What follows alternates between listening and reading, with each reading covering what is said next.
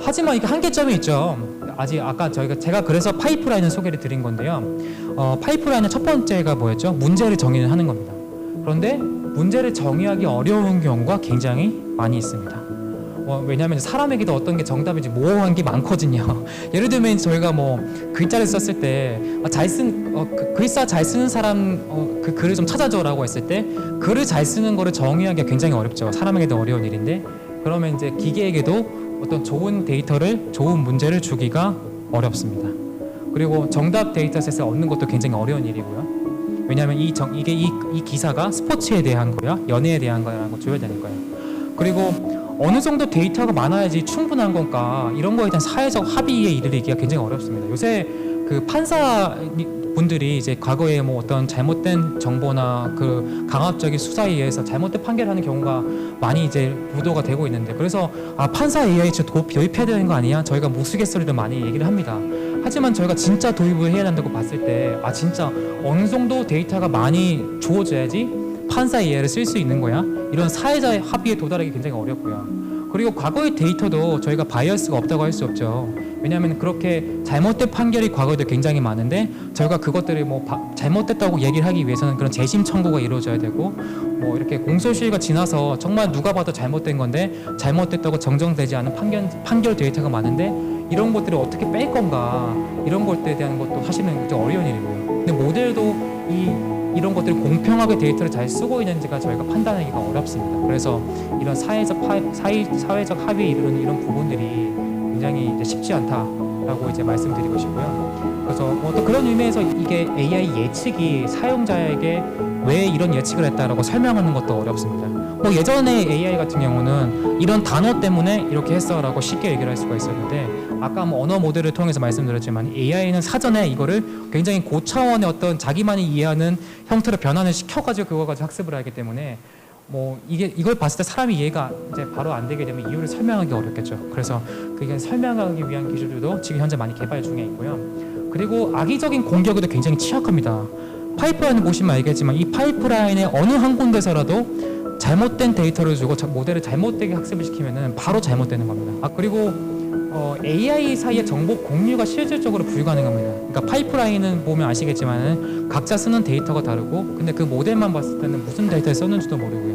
그리고 그 모델은 각자 다른 프로바이더들이 소유를 하고 있기 때문에 공유가 불가능합니다. 그래서 인간보다 커뮤니케이션이 더 어렵다. 그래서 저희에게도 희망이 있다. 저는 그렇게 말씀을 드리고 싶습니다. 진짜 완전한 지능을 가진 시스템은 아직 갈 길이 멀고 그래도 비용도 큽니다. 뭐 아시겠지만은 인간의 뇌가 굉장히 효율적입니다. 굉장히 많이 아시죠? 여기 계신 분들은 이제 인간의 뇌는 진짜 그런 이제 그 전기적인 개념으로 이제 뭐 말씀드리자면 20와트 정도 에너지만 쓰지만 저희가 뭐 드라이기 같은 것만 해도 1000와트 정도 쓰죠. 아주 효율적인 이 시스템이고 마치 그런 이유 때문에 로봇이 우리의 일들을 많이 대체하지 못했다고 생각이 드는데요. 로봇 하나 뭐 살려면은 뭐 1000만 원, 뭐 억대로 드는 게 굉장히 부지기수인데 그런 것 때문에 뭐 저희가 그런 노동자들을 바로 대체하기는 경제적 효율이 안 나겠죠.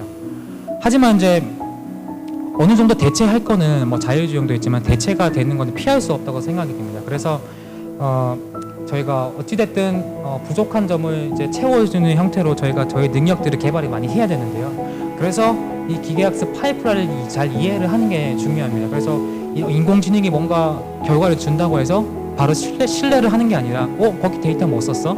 라고 이렇게 바로 던질 수 있는 이제 사람이 되면 되게 좋겠죠. 왜냐하면 데이터가 없는데 저희가 기계학습된 모델이 이해하는 건 파이프라인을 잘 이용하고 기계가 학습을 된 결과를 바로 신뢰를 하지 말고 잘 쓰는 게 중요하겠죠. 그리고 지금의 저희가 뭐 파워포인트나 뭐 이렇게 뭐 포토샵 이렇게 쓰는 것처럼 AI도 정말 이 도구로서 우리 사이에 깊숙이 들어오게 될 건데요.